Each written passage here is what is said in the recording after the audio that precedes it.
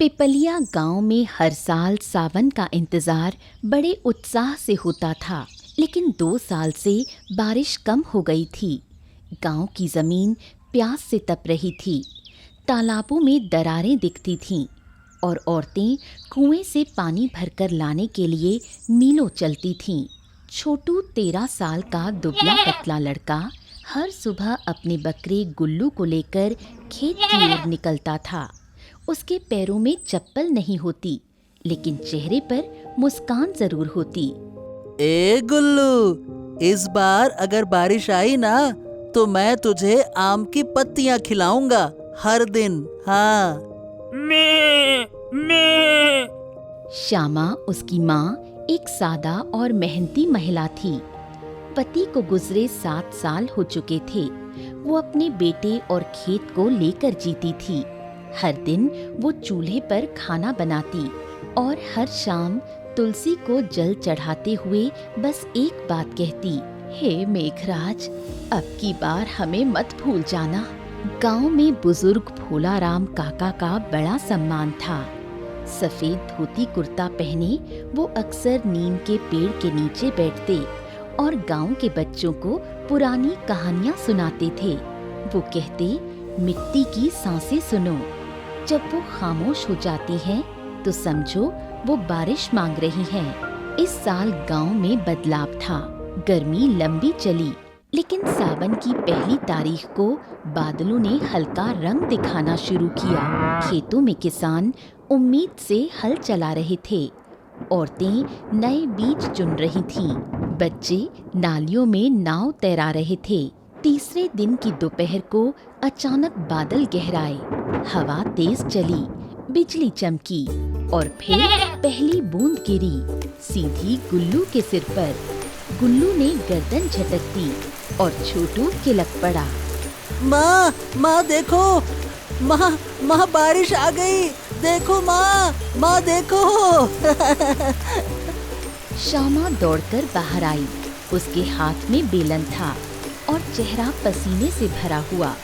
उसने आकाश की ओर देखा और उसकी आंखों से आंसू बह निकले। हे भगवान, तू सुनता है, तू सुनता है। गांव के सारे लोग बाहर निकल आए। बच्चे कीचड़ में कूदने लगे। औरतें बाल्टी लेकर पानी इकट्ठा करने लगीं।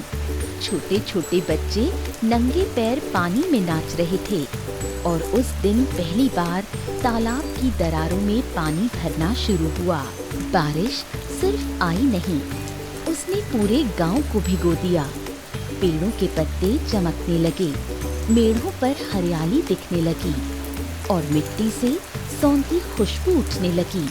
छोटू ने उसी शाम अपनी नाव पानी में तैरा दी, जो उसने पिछले साल बारिश के इंतजार में बनाई थी। हाँ, अब की बार धान उगेगा माँ, बहुत सारा। मैं तुझसे नई धोती दिलवाऊंगा। हाँ। तू अपने सपनों से बड़ा हो गया है बेटा। बरसात लगातार 3 हफ्ते तक होती रही। खेतों में नमी बनी रही। पहाड़ियों से उतरते झरनों का संगीत हर गली में गूंजने लगा। हर रोज सुबह लोग खेतों में जाकर मिट्टी छूते, जैसे कोई जिंदा चीज को छू रहे हों। पर खुशियों के बीच एक साया भी छुपा होता है। हर सुबह गुल्लू सुस्त लग रहा था। उसने कुछ नहीं खाया। उसकी आंखें गीली थीं और चलने में लाचारी थी। माँ, ये गुल्लू कुछ खा नहीं रहा। माँ, इसके मुंह से झाग निकल रहा है। श्यामा तुरंत भोलाराम काका के पास गई। काका, गुल्लू को कुछ हो गया है। जल्दी चलो बेटा, बारिश के पानी में कभी कभी कोई जहर भी बह आता है। जल्दी चलो। गुल्लू की हालत बिगड़ती गई। छोटू ने खाना पीना छोड़ दिया। वो बकरे के पास बैठा रहता, उसका सिर सहलाता और कहता, ए गुल्लू, तू बस जल्दी से ठीक हो जा गुल्लू। मैं तुझे उस पेड़ के नीचे बांधूंगा जहाँ सबसे ज्यादा मीठी पत्तियां हैं। हाँ।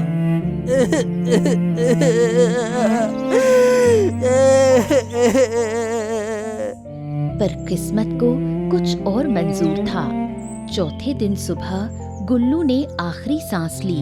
छोटू का रो रो कर बुरा हाल था। गांव के सब लोग इकट्ठा हुए।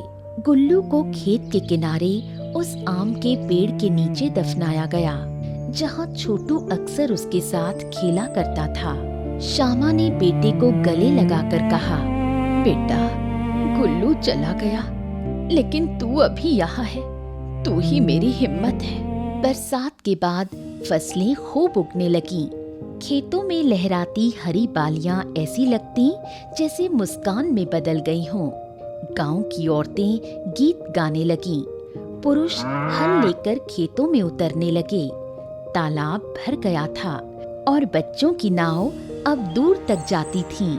छोटू रोज सुबह आम के पेड़ के नीचे जाता, गुल्लू के नाम का पानी चढ़ाता और बोलता, आज खेत में पानी दिया है गुल्लू, अब के फसल अच्छी होगी। हाँ।